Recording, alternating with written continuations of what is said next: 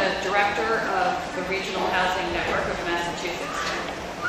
First, I want to thank you for convening hearings on the emergency assistance regulations.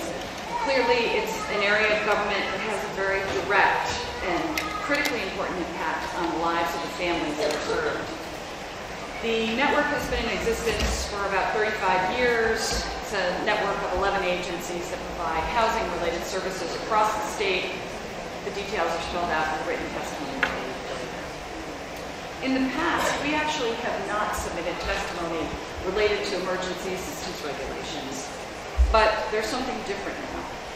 The regs promulgated in July are part of an overall change in the system that brings affordable housing and homelessness together in a way that hasn't been attempted in the past. And we support that general reform of offering a housing solution to homelessness. We have in the past urged the state to invest in affordable housing rather than crisis solutions. And so we're grateful for that shift. But our affordable housing and related resources have to be in line with the needs of those who are homeless or at risk of homelessness, and we recognize that these changes attempt to do that. The challenge, of course, is that there are not adequate resources to provide permanent affordable housing for every family and individual that needs that. We have heard that consistently this morning. Just as an example, about 20 years ago, in addition to the state rental program, the state voucher program was about twice the size that it is now, even with the recent reparations. But Massachusetts also regularly received additional federal rental vouchers. In that time, that funding has been cut to barely any new resources, to the point where even the current federal vouchers have been threatened. All of this is happening in an economic environment that puts affordable housing out of reach for more and more people.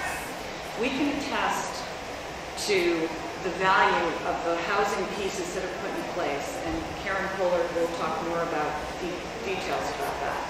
But while we're supportive of the general reforms, we're deeply concerned about some of the stories that we've heard lately. Although honestly, it's unclear to me how much of these stories are the result of the actual regulation changes that are the strict subject of this hearing, but they need to be addressed nonetheless. We encourage the department to continue to work to mitigate the serious unintended consequences of the proposed changes. Only 1 month into the changes, it's difficult to assess the specific impact of those regulations. Before we could recommend additional changes, we would need to know the answers to some critical questions. Who are the families falling through the cracks? Why are they ineligible? Have they been determined incorrectly? Is it a consistent group? Are they connected to other resources? Why haven't they been connected to those? Those answers may point to specific regulatory changes, but they may also indicate problems, in particular staff performance or training, office procedures, department policy or communication, or Department of Transitional Assistance issues. We have some specific recommendations about those, which I've included in the testimony. Thank you. I have with me Karen Pollard, the Director of RCAP Solutions, serving Greater Worcester.